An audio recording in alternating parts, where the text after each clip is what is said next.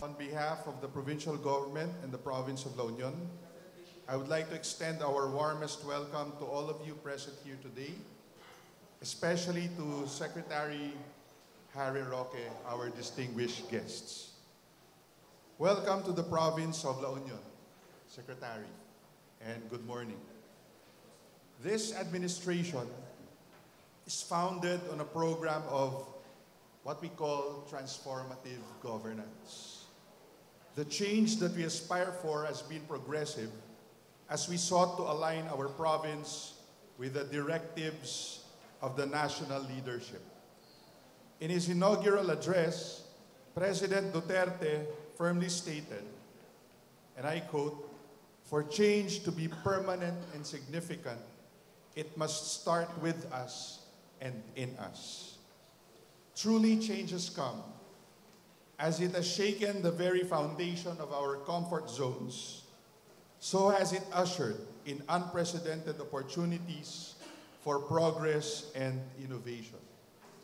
In the recent State of the Nation address delivered by the President on July 24, 2017, he said, and I quote, "Help me build a better tomorrow." As we have identified our contribution to nation building according to our strategic position and consistent with our vision to be the heart of agri-tourism in Northern Luzon by 2025, we have embraced and championed good governance and fostered strong partnerships with our stakeholders. To solidify our program of government, our administration has developed the Transformative Governance Framework.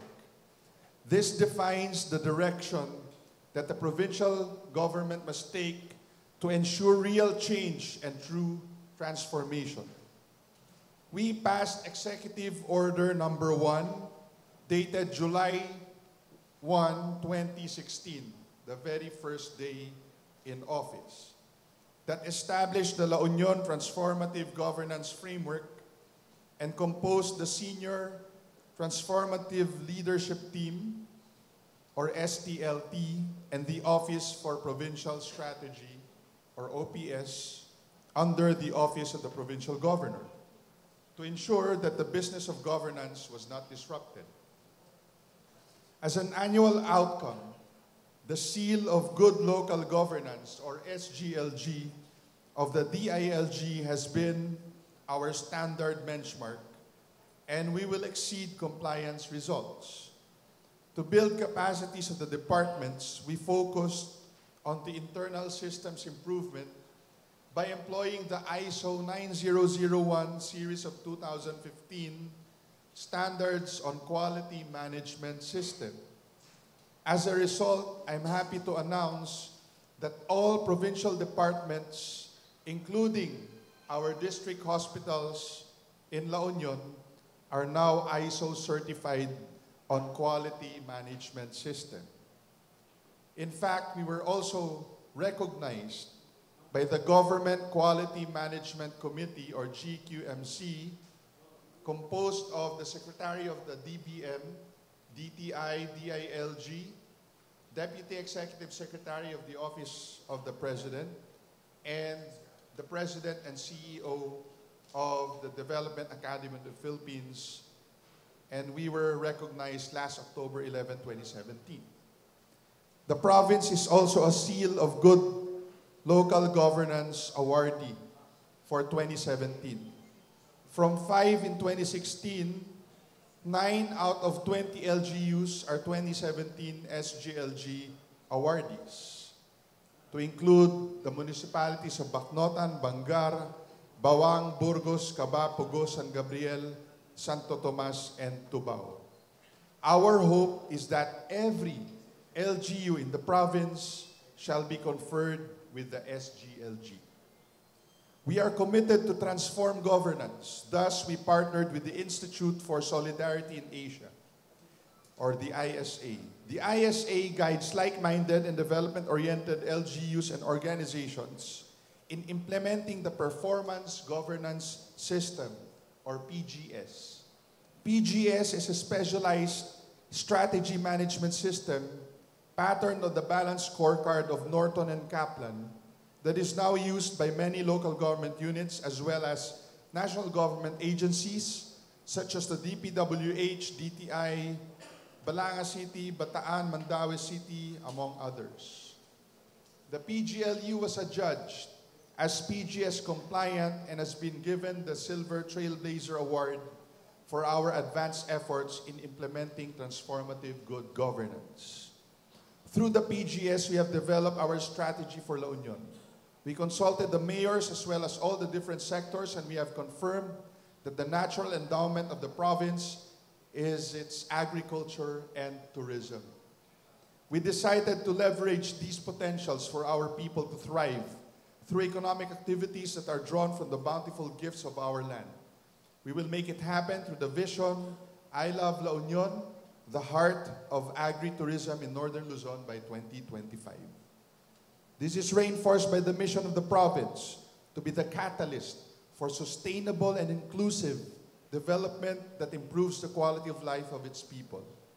The values God-loving, people-oriented, accountable, and committed should be imbibed by the people not only in the provincial government but also in the province as a whole.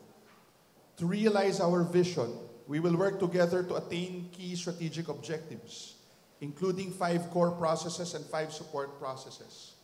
First, we are developing nationally competitive and sustainable tourism circuits. Several existing and potential agri-tourism destinations within the province are being improved and clustered into 5 agri-tourism circuits.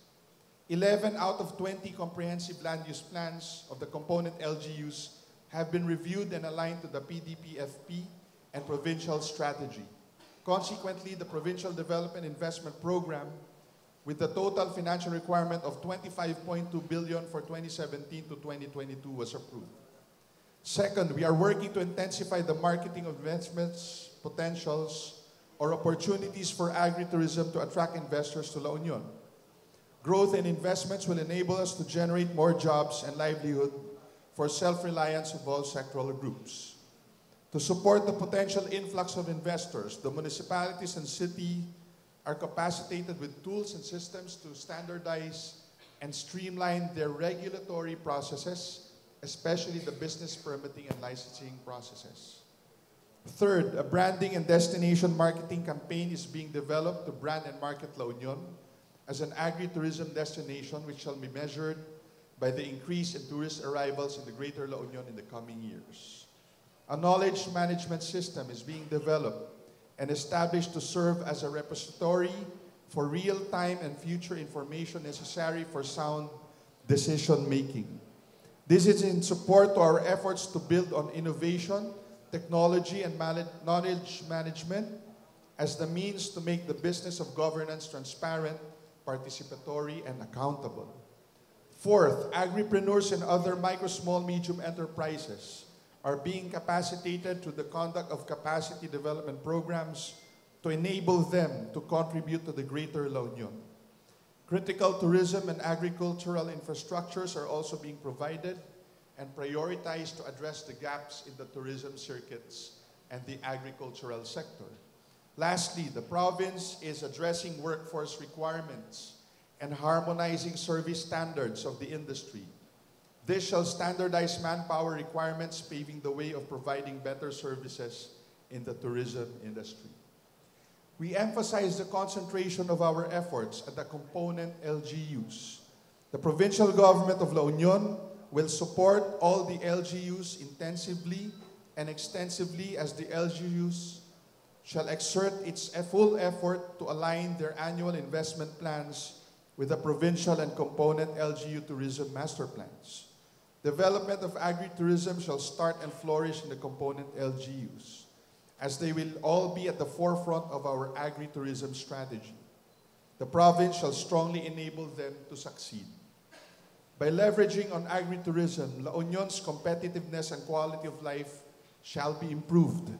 This shall impact the lives of the common citizens, as there will be an increase in household income and reduction of poverty incidence, which is tantamount to the increase in revenue of component LGUs and decrease in ERA dependency. We have one of the lowest poverty incidents in La Union. When we talk about the entire country, we have 9.2% poverty incidence.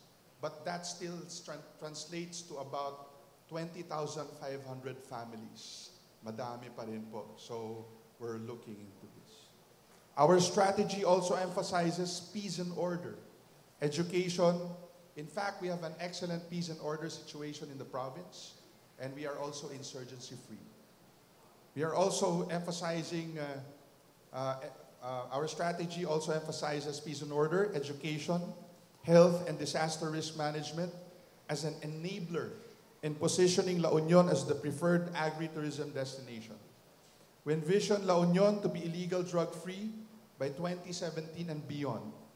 Education for sustainable development by 2022.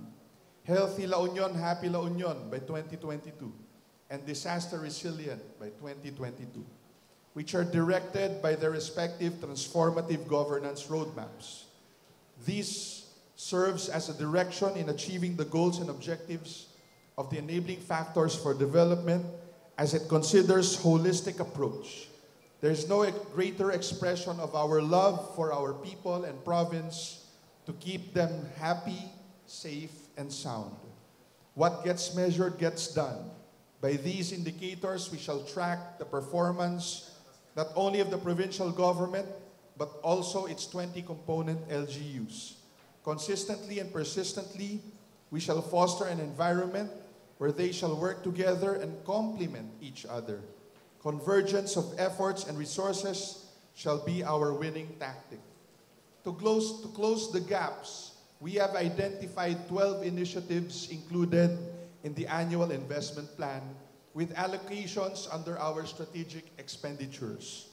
We have also initiated the Bridging the Gap workshop, where the regional line agencies committed over 7 billion pesos worth of projects for the province of La Union for the year 2018. We believe in the complementation of efforts. That is why we seize every opportunity to closely work with the regional line agencies. We look forward to working with our neighboring provinces, Pangasinan, Ilocos Sur, and Ilocos Norte, in maximizing and showcasing the full potential of Region 1. We strive for complementation and not competition. In closing, I understand and accept the fact that the role, scope, influence, and intervention choices of the province are not as direct to the grassroots as its component LGUs. However, I revel in the knowing that La Union has shown the way, cleared the path, and has become the bridge for truly dynamic development processes to succeed in its component LGUs. I firmly believe that the province is the link and enabler. We bridge the gap and lead the way to participatory and inclusive transformation and development because we love La Union and everything we do is for the love of La Union and its people. We are now making the dream a reality. Thank you very much. God bless us all.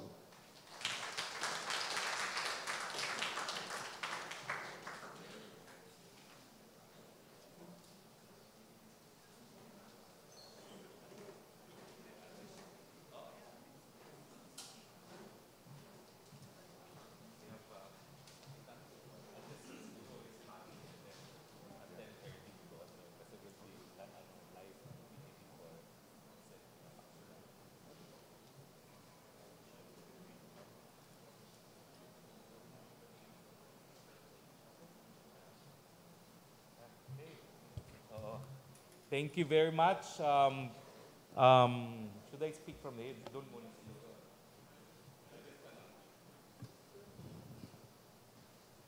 That was very impressive, Governor Pacoy. You see, the wife of Governor Pacoy and I, si Congresswoman Vini, are colleagues. We are both members of the Party List Foundation, and that is how I've gotten to know Governor Pacoy. His report proves that Governor Pacoy truly is one of the greatest governors in this country and that the province of La Union is truly one of the greatest provinces that we have in the country today. I'd like to particularly commend the province of La Union for having one of the lowest poverty incidents. And as you can see, when you have a low poverty incidence, you also don't have an insurgency problem. So there is an indirect correlation between low incidence of poverty and insurgency. Truly, La Union is a model that all provinces in the Philippines should follow. No? In fact, in the administration of President Rodrigo Roa Duterte, we're hoping that almost all of our provinces will be like La Union, very low poverty incidence, no insurgency, and thriving in development. Pero tingin ko, para mangyari yon, baka kailangan mas mataas ang posisyon ni Governor Pacoy. I'd like to thank the, in addition to our governor, all the local government officials for your very warm welcome here in La Union. And of course, we're here because of our commitment when we assumed office as spokesperson of the President to bring the palace closer to all the provinces of the Philippines. While this is not the first time for us to conduct a palace briefing in the province, this is certainly our first time here in Region 1. And it's only but proper that we begin our palace briefing in this part of the country here in La Union because it is really the province that we hope all our provinces nationwide would emulate. Now, the press briefing actually would begin at 10:30. We will have live coverage. Is it live coverage, Director? Live coverage, no? Ng RTVM and PTV4. As you know, marami mga balita ngayon, and it's a privilege that we would be able to conduct this press briefing, Malacanang press briefing, from this beautiful province of La Union, city of San Fernando.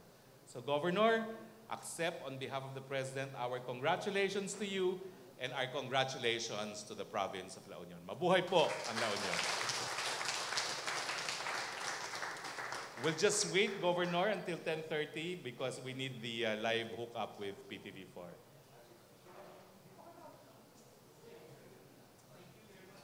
Good morning once again, ladies and gentlemen. We will about to start the press briefing. We will also acknowledge Vice Governor Aureo Augusto Cunice, sir. We will start the press briefing in a short while. Inantay lang natin yung oras. But at this point, we would like to request our friends from media and sa ating mga kasama po from BFP and the PNP to please turn off our cell phones or at least silent mode po tayo. We will be live via Facebook ng PCOO at ng Presidential Spokesperson Communications Office. And of course, I will be with Sir Adam Ordagang here. I'm Hazel Flores from the Philippine Information Agency. And of course, I'd like to acknowledge our friends from the media, like what Adam Moore has said a while ago. And I would like to thank the provincial government of La Union for hosting today's press briefing with, of course, our presidential spokesperson, Secretary Harry Roque. He was appointed by our President Duterte in November 2017. And of course, he was a member of the 17th Congress representing the Kabayan or Kabalikat ng Bayan party list. So later on, at 10:30, we will be starting our press briefing. While waiting for our press briefing, some arrangements will be done here in front. Thank you very much.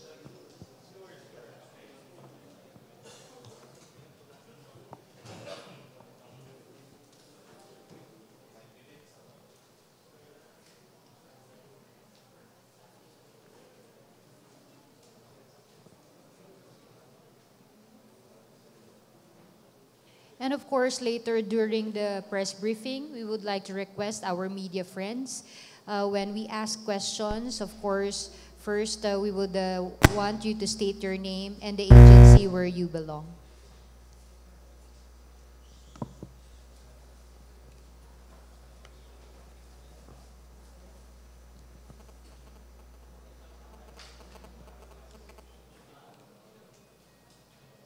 Of course, at the start of the press briefing, we'll have statements from the Secretary and also from the Governor.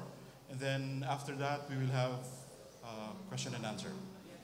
So please prepare your questions.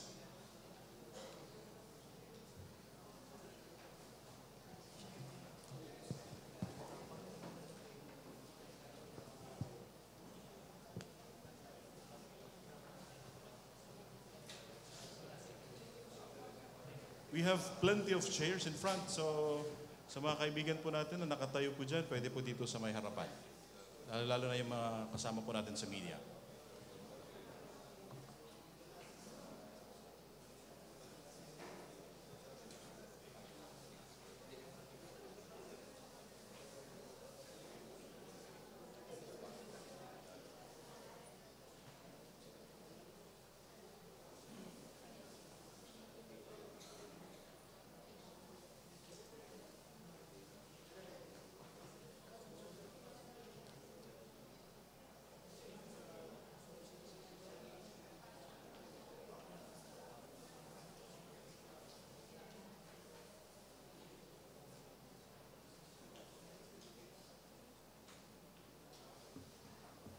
To our friends from the media, this is your time to throw your questions because I think the Secretary will be flying to another engagement after this. So, itanong na po natin ang ating mga katanungan. Dito na po yung opportunity natin. Hindi ka nagpapa-ambush interview, sir?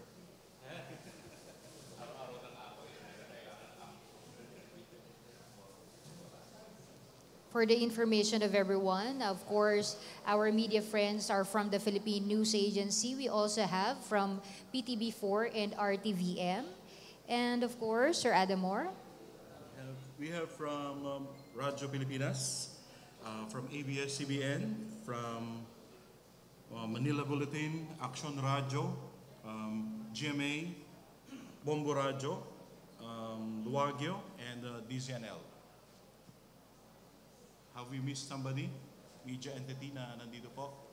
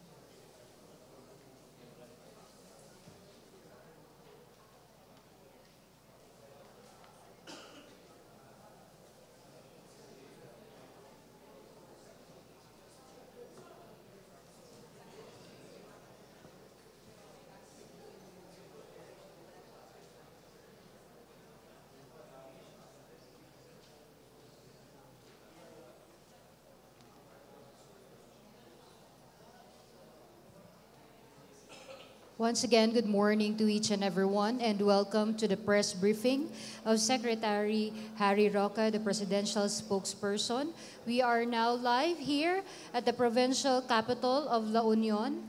I'm here with Sir Adamor Dagang, the provincial information and tourism officer of the provincial government of La Union. And to answer the queries of our media friends who are here today, we have our provincial governor, Francisco Emmanuel R.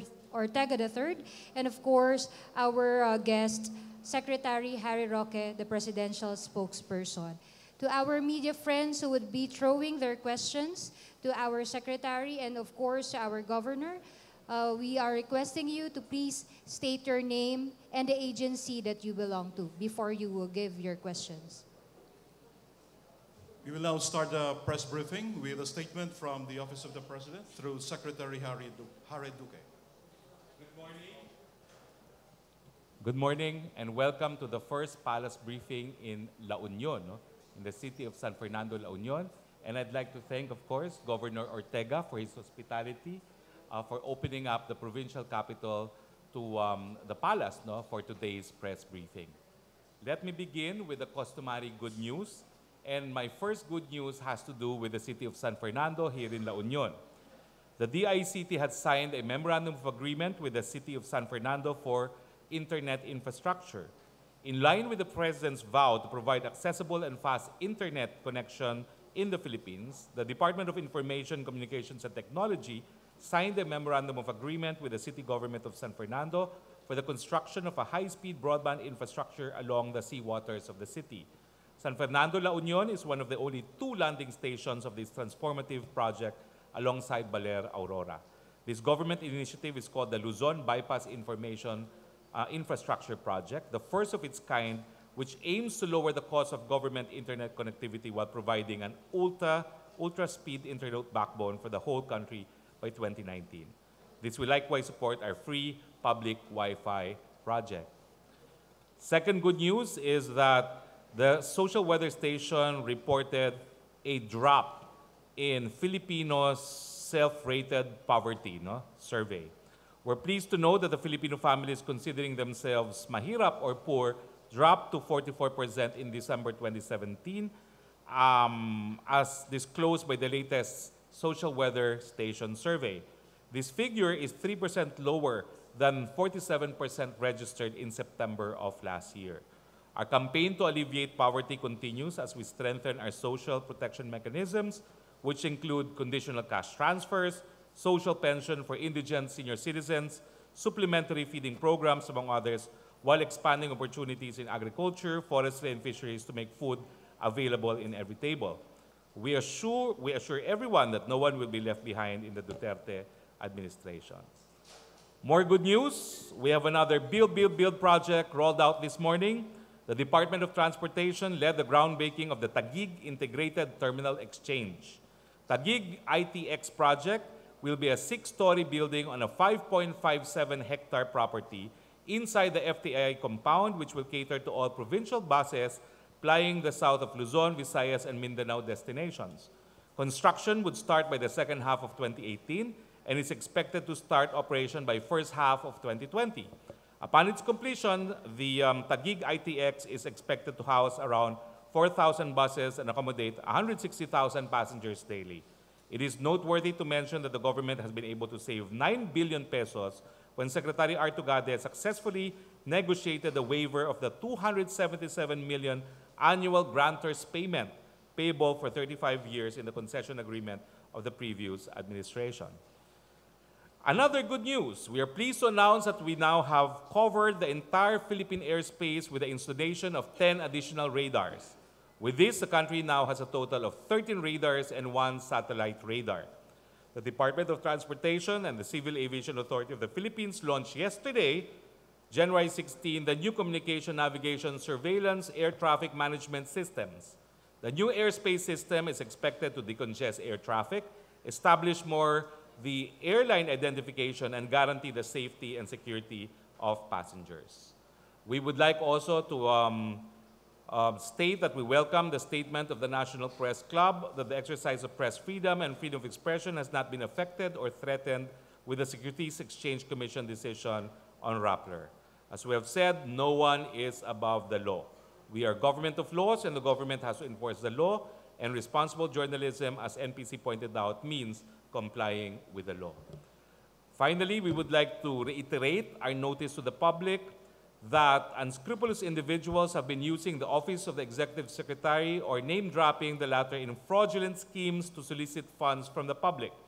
In particular, please be warned that the Office of the President or the OES has not authorized any person to solicit money or other things of value from the public in exchange for position in government. Before I accept questions, let me first address the question of Pia Ranada in yesterday's press briefing in Malacanang. Pia Ranada alleged that Special Assistant to the President, Bongo, intervened in connection with the procurement of frigates. Let me read to you the relevant dates to belie reports that SAPGO in any way intervened with this contract. Now, the acquisition decision memorandum for these frigates actually was entered into as early as June 7, 2013. On January 24, 2016, final technical specifications for the procurement of the frigate was approved by then Secretary of National Defense, Gazmin. On March 17, 2016, the submission and opening of bids was done. On June 9, 2016, prior to the term of President Duterte, after post-qualification has been completed, the winning bidder was appointed. The lowest calculated and responsive bid was Hyundai Heavy Industries of South Korea with a bid price of 15,744,571,584 for 2 frigates. Now, on June 30, as you all know, the President assumed office, and the only involvement of the Duterte administration in this regard is the ministerial issuance of the Notice of Award. Note that under the government procurement law, a bid, once it has been awarded, is then given a Notice of Award, and all that Secretary of National Defense Lorenzana did on August 18, 2016 was to issue the Notice of Award. What does this mean? When a contract has been bidded, awarded, that means it is futile to intervene. Na-award na po yung kontrata, bakit pa maghihimasok si SAPGO? Maghihimasok lang po kayo kung wala pang Notice of Award at po pwede pang ma-influence kung sino o kung kaninong produkto ang bibilin ng gobyerno. I think this chronology of events as well as the legal provisions of the government procurement law will belie the report of Rappler that SAPGO in any way intervened in connection with the acquisition and procurement of these 2 frigates. Ulitin ko po, tapos na po yung bidding nang pumasok ang gobyerno, Notice of Award po na-issue na, ano pa ang halaga na para maghimasok si SAPGO. Now, the President challenged Rappler to come up with evidence that SAPGO in any way intervened and promised to fire SAPGO if Rappler came up with evidence. Apparently, responding to this, Rappler issued or published its article showing a marginal note purportedly originating from Secretary Lorenzana saying that certain matters were being referred to the Department of National Defense by SAPGO. SAPGO po is also head of PMS. All communications received by PMS are, as a matter of course, forwarded to the relevant line agency. Ganyan din po ang gawain ko bilang spokesperson. Kapag merong query ang media, padadala ko lang po yan doon sa appropriate line agency. We have no other option but to transmit communications sent to us relevant to the undertaking of a line agency, but to send it to that line agency. So if that is the evidence that Rappler is referring to, I'm afraid that's not evidence of anything. Because as a matter of course, kami pong mga members of the cabinet based in Malacanang, we have no recourse but to send all relevant information that we receive to the relevant line agency of government. Okay? So I'm now ready to address your questions. Questions for Secretary Roque from our friends from media. Manang Mila of DZNL Action Radio.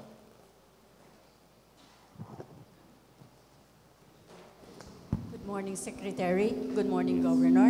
Yes. I'm Mila Abuan from DZNL of the Manila Broadcasting Company. Yes, ma'am.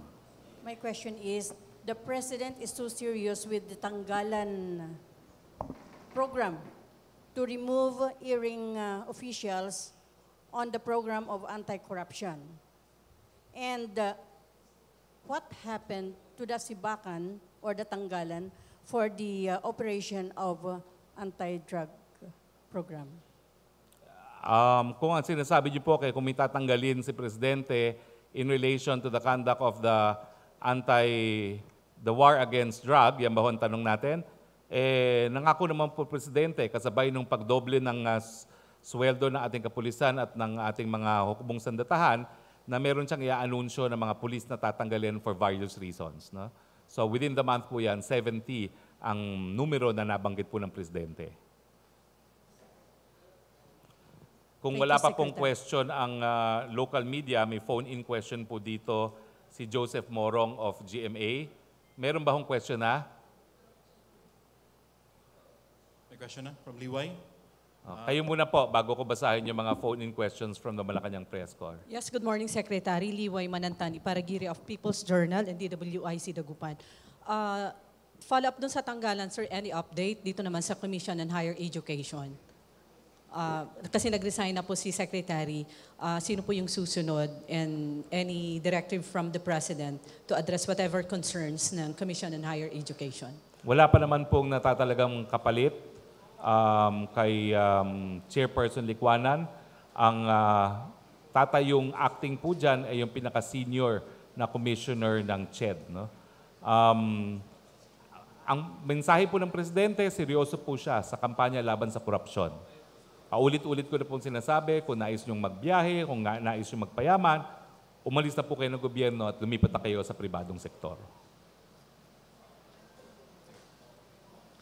Follow-up, sir. Speaking about foreign travels, so ilan na po yung cabinet members na nag-explain po ng kanilang foreign travels last year, I think, kasama kabilang po kayo doon, or si Secretary ng Agriculture. For this year, 2018, paano po ang magiging kalakaran?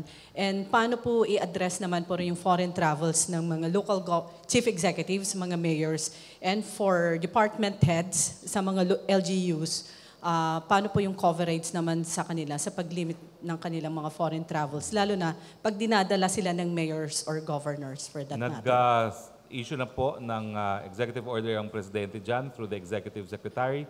Sinabi na po na ang panuntunan ay unang-una dapat related sa katungkulan ng taong gobyerno kanyang biyahe abroad. Number 2, ito ay hindi dapat masyadong magastos sa gobyerno. At number 3, dapat malinaw yung benepisyo ng bansa na makukuha dahil po dun sa foreign trip na yan. Meron din po tayong reporting requirement, and yesterday the President said definitely 20 travels a year is too much. No?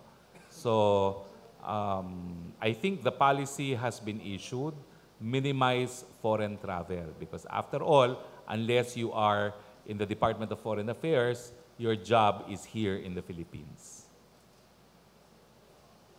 Good morning, sir. I am Ray Anthony Lamarosa from DZNL Action Radio.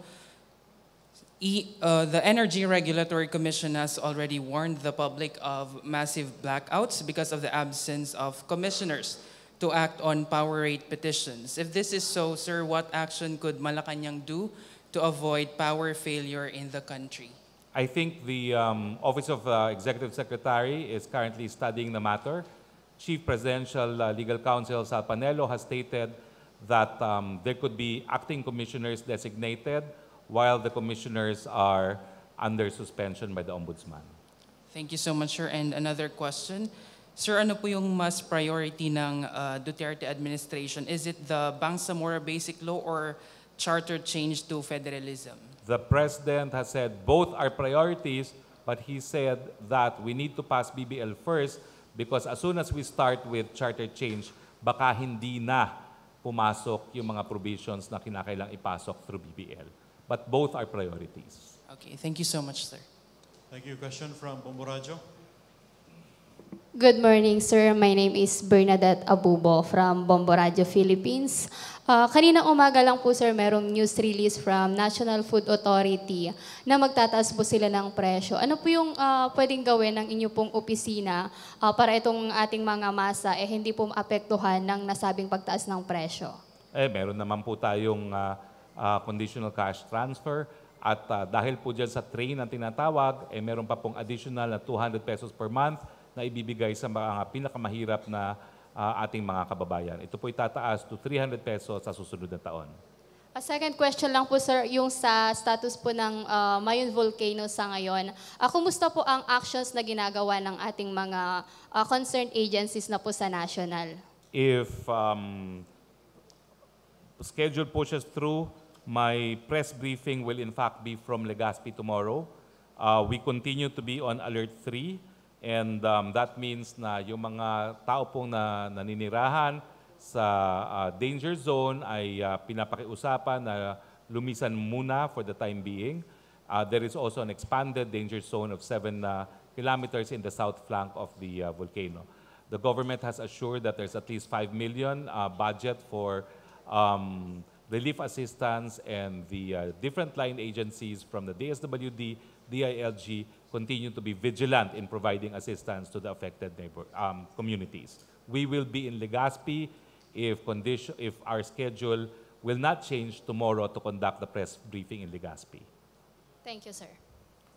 Thank you, Secretary. Next, tanong mula sa ABS-CBN Baguio.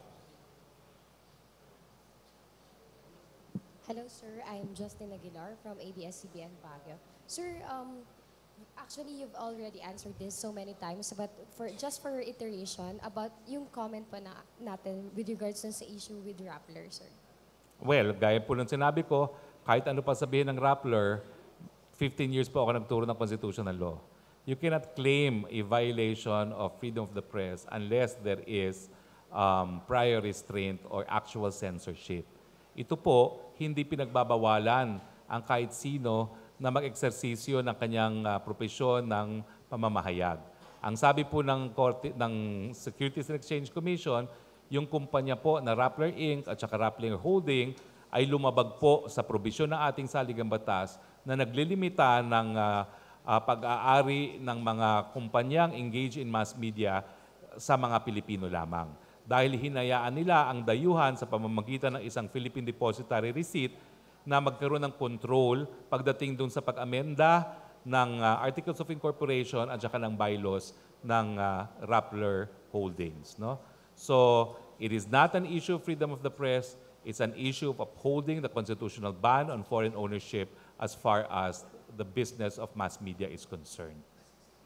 Wala pong kahit sinong sinupil ang pananalita, wala pong kahit sino na pinagbawalan na ganapin ang kanilang papel bilang mga mamamahayag.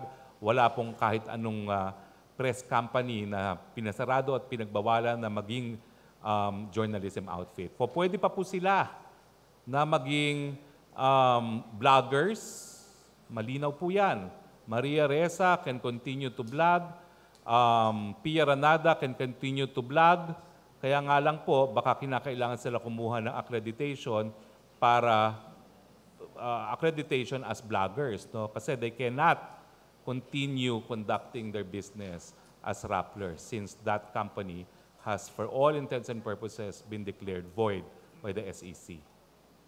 Sir, second question, you've already answered this din po, but just for the record, sir, yung about sa alleged intervention of Bongo again in the purchase of the 15.5 billion Navy military equipment. Wala pong katuturan yan. In the first place, paano maghihimasok si Bongo? Tapos na po yan, na-award na po yan doon sa Hyundai. Maghihimasok ka lang sa isang government procurement para ma-award ang isang kontrata sa isang kumpanya. Ito po, yung bidding at saka yung determination na ang responsive lowest bidder ay Hyundai ay naganap pa doon sa administrasyon ni Presidente Noynoy Aquino. Ang tanging ginawa lang po ng administrasyon natin sa pamamagitan ni Secretary Lorenzana, yung notice of award na. So bakit pa po maghihimasok ang kahit sino dyan? Done deal na po yan. Sir, a while ago, nung nasa pagdating niyo po, you mentioned that you have a big announcement, sir. Ayun lang naman po ang ating announcement na Thank you so much. pinabubulaan po namin yung report ng Rappler. Wala pong katuturan yan, walang katotohanan. Yan po ay speculation.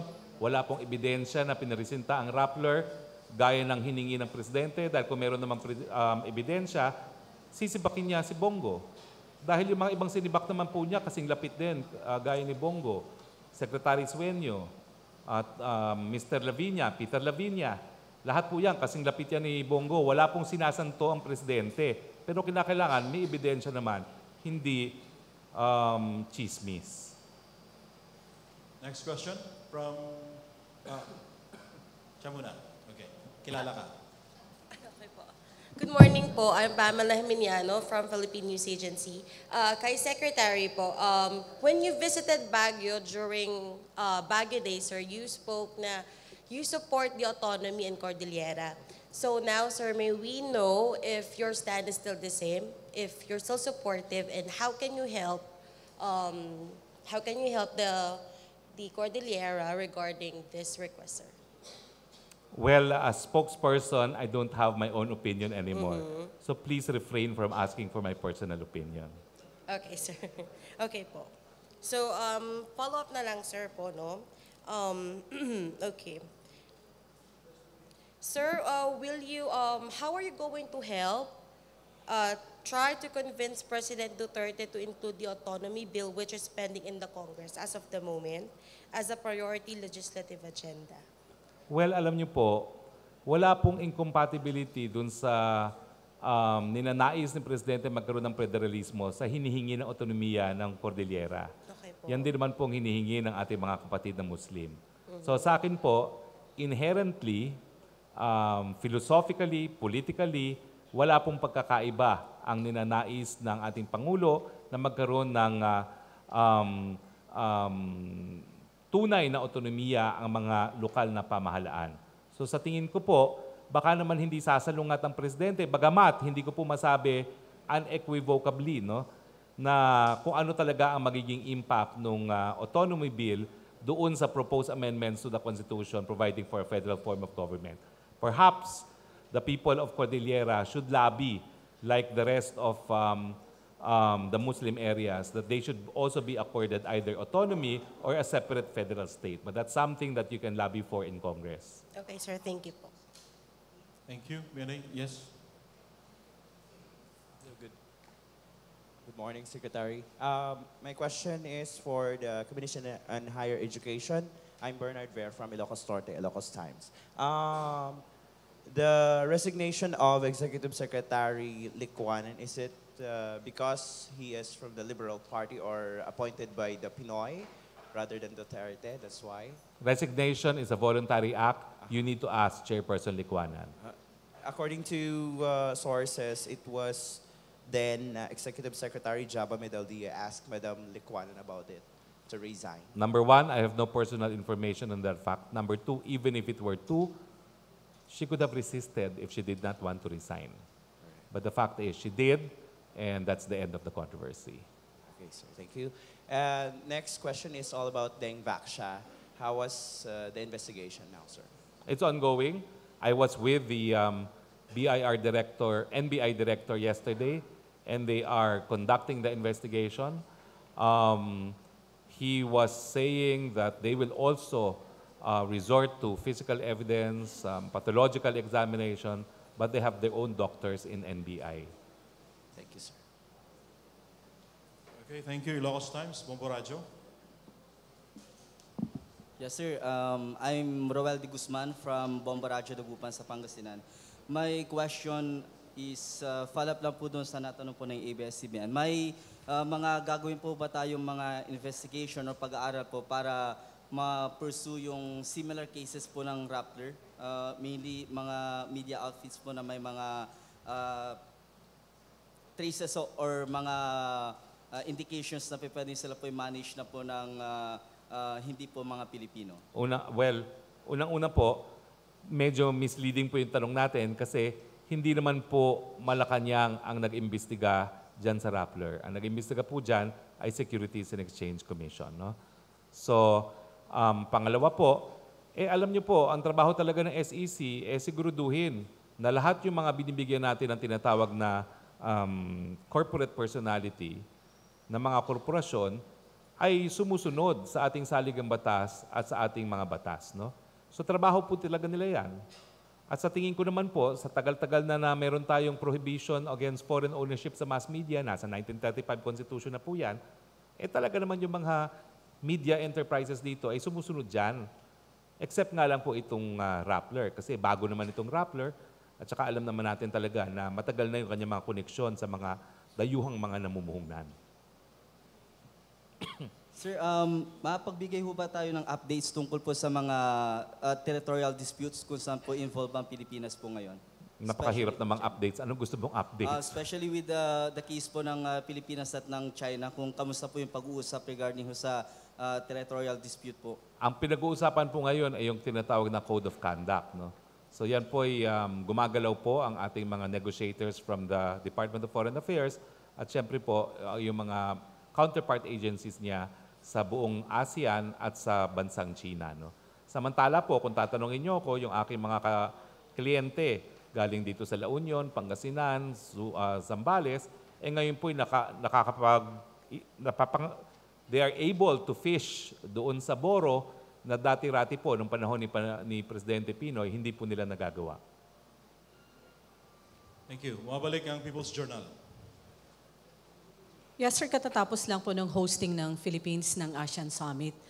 May mararamdaman na po ba this 2018 na immediate impact ng ASEAN Summit, specifically sa sectors ng agriculture, tourism, and investment? And then follow-up ko, diretso ko na rin kung po pwede po, sa Provincial Governor, kay Governor Ortega. Kasi napapanood ho namin yung inyong promotional video, tourism, na kayo mismo yung nagpo-promote ng mga tourist destinations ng La Union. I heard the provincial government is working out on yung tinatawag na Agro-Tourism 2025. Kung pwede po kaming mabigyan ng bird's eye view tungkol po doon. Thank you very much. I will defer to Governor Yeah, Ortega. thank you very much. First of all, gusto ko magpasalamat sa presence ni Secretary Harry Roque. Ang nafe-feel po namin ang presence ng national government by his visit. So thank you very much, sir, for your visit. Doon po sa tanong natin, kasi nung ako po ay na-proclaim as a duly elected governor, I started working. And ang unang tanong ko is, where will I lead my people to? But before I answer that question, I ask myself another question. Ano ba ang role ng local government unit? And I answered it this way. The role of the local government unit is to provide services to our people. How can we provide services to our people? Based on the resources that we have. And para po sa akin, I believe na yung resources namin, pwede po namin palakihin. Kasi like for example, our budget last year was 1.2 billion. For this year, nadagdagan po ng 200 million. So we have a budget of 1.4 million pesos. So ang gusto po namin is to focus on local economic development. And we adopted systems like the performance governance system, ISO, so on and so forth. And during the course, we conducted several workshops like the economic profiling. And we were able to identify, together with our mayors and all the stakeholders, that two industries that are our potential and strength, which is agriculture and tourism. So we came up with a vision for La Union to become the heart of agri-tourism in northern Luzon. So we want to focus on these two major industries. We want to create an atmosphere that is conducive for business. We hope that investors would come in, and if investors would come in, with that comes job opportunities, revenue generation, and going back to the basic role of the provincial government or the local government unit, which is to provide basic services to our people. We hope that with these investments that will come in, we hope that our resource pie, so to speak, will become bigger and bigger. And if our resources will become bigger and bigger, then we can give more and better services to our people. And ang maganda po dito sa La Union, we have blessings like we have very good peace and order. We are insurgency-free. We are very accessible from Metro Manila. So, kumbaga, all roads, so to speak, all roads lead to La Union now. And we want to really provide development dito sa province, and yun na nga, yung agriculture and tourism ang na-identify namin. So we are promoting this, and we hope that more tourists would come in, investors spend their money para gumanda pang ekonomiya dito sa La Union. Doon naman po sa question nyo sa ASEAN, ako, mula po na sa mula ng ASEAN, we have grown by tenfold, no, the amount of trade between countries within ASEAN and between ASEAN and its trading partners. No? We have also now basically visa-free travel for all ASEAN countries, promoting tourism within ASEAN. And of course, in terms of investments, we're working on unifying all these laws and investments to promote inter-country investments within ASEAN. No? So ibig sabihin po talaga, hanap buhay ang naging resulta dahil po dito sa ASEAN, no? Being a common market. Now, phone-in question from Joseph Morong. Number one, Rappler says they were not given a chance to fix PDRs. UMIDR waived an clause on informing them of changes in articles of corporation. I am not aware that the SEC is duty-bound to give them an opportunity to rectify what basically became the basis for declaring their corporate existence to be void. In other words, ano ba naman ang gusto nyo mangyari pa sa gobyerno? No? Dineclare na nga kayong void. Binigyan sila ng pagkakataon marinig. Binigyan ng show cause order. Sinabihan na mali ang iyong PDR na nagbibigay ng control sa mga dayuhan. Ang sinagot nila, walang mali dyan. Inaamin namin, walang mali dyan. Eh, ano pang gusto mong gawin ng gobyerno ko? Siguro, kung talagang sila genuinely intent on complying with the Constitution, upon receipt of the show cause order, edi binago na nila. Hindi na dapat sila nag-antay ng desisyon na void sila for contravening the Constitution. So I think it's asking for too much na ngayong meron ng decision na void, gusto nilang ng opportunity to rectify. That opportunity was when they were served a show cause order. Let's not be beating about the bush, no? Nagkamali sila. Pinaglaban nila yung legal position nila na walang mali yun. Well, unfortunately, under our laws, it's the SEC that will decide that issue, not them. On the DOJ filing investigating officials of Rappler, well, that was the intent of the SEC when they furnished the DOJ a copy of their decision. Because the decision of the SEC says that the issuance of the PDR, which gave control to a foreign investor, is a means of circumventing the constitutional prohibition on Filipino ownership of media businesses and thereby a violation of the anti-dummy law. Kaya po rin-refer ng SEC yan sa DOJ, it is the SEC that is of the belief that Rappler should be investigated for violating the anti-dummy law, which is criminal in nature. The President mentioned he's calling for an emergency meeting on law and order. He says threats are coming in fast. When will this be? I have no information on when this emergency meeting will be, but I myself will be attending a 1:30 meeting in Malacanang. Additional, Bongo, the document where there's a note mentioning Bongo, is it real? In my mind, whether or not it's real, that piece of document is immaterial because the President asked for an instance where Bongo intervened. The note was not written by Bongo. It was purportedly written by Secretary Lorenzana. So how will that note prove the involvement of Bongo? In other words, that piece of document po will not prove anything other than the existence of the note itself. But it will not prove the alleged intervention of Bongo, which I highlight is impossible and improbable because the contract had already been bidded and awarded to the winning bidder as of August of 2016. So para kay pa mag-i-intervene kahit sino to a contract that has already been awarded. Let me see if there are other questions here. No further questions. Well, there is something here, not really from Malacanang, but from RG Cruz. Blind item that ABS na raw ang susunod na papasara. Naku, that is purely speculative po. In the first place, hindi po pwede ipasara ang ABS-CBN, no? Dahil they exists. And the issue of franchise renewal is with Congress, not with Malacanang. Okay. Meron pa ko kayo mga questions? May tanong pa from local media. Manang Mila.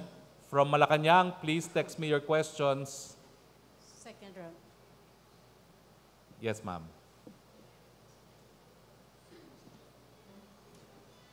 A follow-up of my first question, Secretary. How far has the administration achieved in the fight against illegal drugs? Well, I don't have the figures, but I think overall the report has been there's been substantial decrease in all forms of crimes, and we attribute this to intense effort to curtail criminality, especially drugs. Another question, Secretary. I believe the uniformed men here are so happy this time because of their doubling salary. But how about the other sectors or public servants of the Philippines? Meron din po kayong increase kasi yung last tranche ng salary standardization ilalabas na po ngayong taon, di ba? So lahat po tayo mag-i-increase din. Hindi lang ang mga kapulisan. Pero mga kapulisan at kasundaluhan, totoo po yan. Yung mga kasama kong mga pulis, kinonfirm nila na doble ng sweldo nila. Hindi po ibig sabihin niya kumuha kayo ng pangalawang asawa, ha? Okay? Bawal po yan. Okay? So, ang ibig sabihin lang po niyan, yan ay unang-una katuparan sa ginawang pangako ng ating presidente nung siya ay nangangampanya para maging presidente. Ang presidente po is true to his word. By hook or by crook, ginawa po niya yung gusto niya at ang kanyang pinangako. At pangalawa, that comes with more responsibilities as well. With higher salaries, with double the salary, wala na pong dahilan para sa ating kapulisan at mga kasundaluhan na maging corrupt kasi hindi na kayo naghihirap ngayon. No? Ang sweldo nyo ngayon para na kayong profesional na doktor o abogado. No? So wala na pong dahilan para kahit sinong men in uniform will be corrupt because of poverty. You're not in poverty anymore and that's a fact. Thank you, Secretary. Thank you. One final question mula sa ating local media? Or wala na? Natanong na lahat? Okay. I'm checking also. Wait. Jeme. May isang meron ding Chona Yu of Radyo Inquirer. Sir, if they are bloggers, would they seek accreditation from ASEC Moca's office? Well, all bloggers, in order to have access to Malacanang, will have to seek accreditation. No? But we will never prohibit them from exercising their protected freedoms. From Leila of Inquirer, good AM, how does the palace view the proposal in Congress that the new Consti should only protect responsible exercise of free speech? Does Malacanang agree with this? Who is to determine what is responsible exercise of free speech? Is this not a dangerous proposal, and won't it give the state greater power to muzzle the press? We will not comment on this because this is just a proposal. No? We will await until the final proposal of Congress is submitted to the people. So far, I can assure you, the President is a lawyer. He honors the Bill of Rights. He has no problem with the Bill of Rights. What you are seeing from the President, or what you saw, for instance, from the President last night, is also the exercise of free speech on the part of a President who feels that he has not been getting the right kind of treatment from the media. But the President does not prohibit anyone from reporting in the manner that they want to do so. Don't feel insulated, though, if the President reacts. That's also his constitutionally protected right. Patas lang po yan. Okay, final question. Nasagot na. Nasagot na daw. Taka ba, meron pa. Malacanang Press Corps, last chance, we're about to go off the air.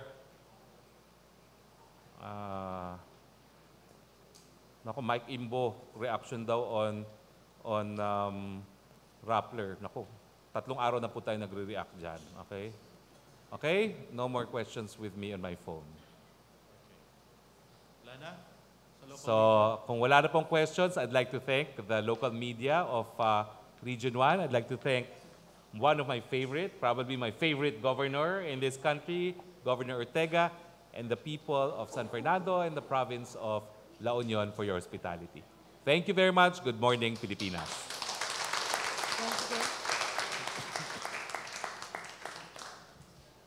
Okay, so thank you very much, Secretary Roque. for the visit and sa ating mga kaibigan sa media through PIA. And also, would like to thank our friends from the media and of course from the Bureau of Fire Protection and from the Philippine National Police for joining us in this press briefing. And of course, to the mayors of the Cordillera region, yung mga mayors po natin who are also present in this press briefing to this morning. Maraming salamat po. And of course, to the Philippine Information Agency who has organized.